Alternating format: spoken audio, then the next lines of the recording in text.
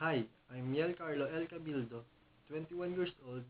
I recently graduated with a degree of Bachelor of Science in Hotel and Restaurant Management at University of the East Manila, Philippines.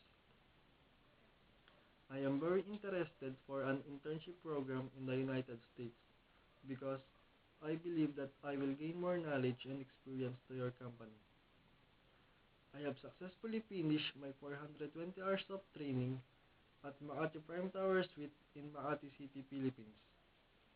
I work hard for my training and I've got a grade of 95% in my practicum. During my training, I was assigned in housekeeping and food and beverages department. I have the ability to work with a team as well as cross team. I'm a hardworking and motivated person who believes that I can do something for the benefit of my family and my company. I always maintain a gracious and professional manner when communicating with people, including guests and staff. And I am ready to undergo training in your company and willing to obey all the rules and regulations that you have.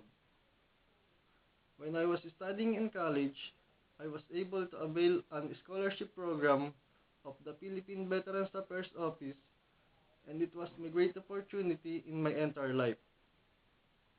I hope my education and experience are fit to your requirements.